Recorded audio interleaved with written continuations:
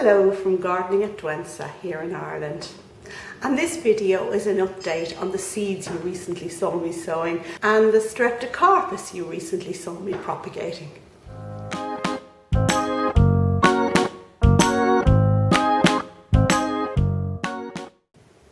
As you can see, it's a really windy day out there, so I'm not going out to garden. I'm going to just give you an update on my seeds instead.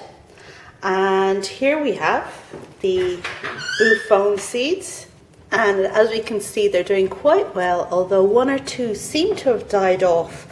However, as this is a seed that produces a bulb, I'm not going to discard it just yet, on the understanding that it might be confused, because these seeds have come from South Africa, so they might have gotten confused and gone summer dormant or something weird like that. So I'm not going to worry about that. We have Ferraria doing really well, and this over here is also Ferraria. And here, see these ones here, obviously I didn't sow them very evenly, but they've come up all the same. This is the one that is a succulent that you may recall from my previous video. What else have we got? We've got the Streptocarpus up. Now, not all the Streptocarpus have germinated yet, but some have, and look at that. A whole rash of teeny tiny seedlings. This one I seem to have sowed a bit more evenly. There they are. And these ones here you can also see. Now what I did was, some of them had been off heat and some of them had been on heat, which I'd done because it was so cold in the house, and both of the pots germinated at the same time. Today's exciting news is that the Codex plant, this one here, has two little seedlings poking up, so I'm really delighted with that. Just going to take you upstairs now and let's have a look and see what's happening in the actual propagating box. And we're upstairs now, and you can see the extent of the really wet day that's in it.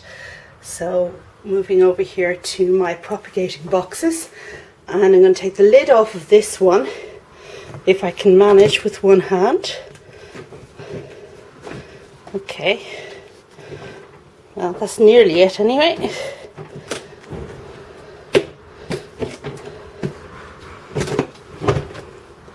And inside we have some exciting stuff. There's the Streptocarpus you recently saw me propagating, and here we have some seeds just coming up. Now this is the mountain papaya, which I didn't sow on camera, but I'm really looking forward to, because this is one that's a little bit hardier than other papayas, and I want to grow this and overwinter it in my greenhouse. And this here, we also have some seedlings just coming up now. Now I'll leave these in the box until, say, tomorrow, when they hold their heads upright, and then take them out. And what's this? This is a kind of solanum. Tree tomato. Yes, I'm growing tree tomato this year, but just for the fun of it.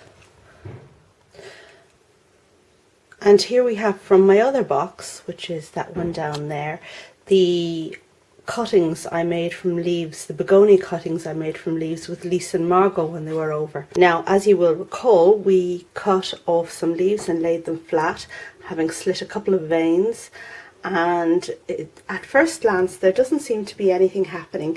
The leaf hasn't rotted, which is a good thing. Those stones are just to hold it down to make sure it's in intimate contact with the soil. But there is actually something happening, because if we can look around here,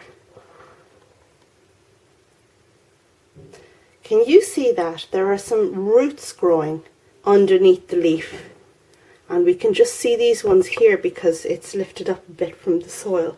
And even over here on this one, you see those roots?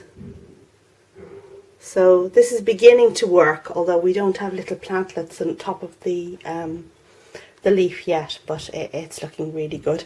And again, I'm linking to that video, if not in the screen above, then at the end notes at the end of this one, and you can see exactly how we did it. Okay, so this is going back into its closed system. when you saw us do this before, we put cling film on top. Whoops. But I took the cling film off at some stage after that and just put it in here in the box, which is covered with a lid. And this is not on any heat. It's actually warm enough for it to work without the heat on a sunny windowsill. And that is the lid being manoeuvred back in place for that box. Okay, and that's about it for this video. Thanks for watching, and I'm linking to the videos I made before where I sowed the Streptocarpus seeds and where I sowed the other South African seeds and where I propagated the Streptocarpus, so you can check all of those out if you're bored on this horrible wet day and want something else to do. Thanks very much for watching, and stay tuned for some exciting news on my channel coming very shortly.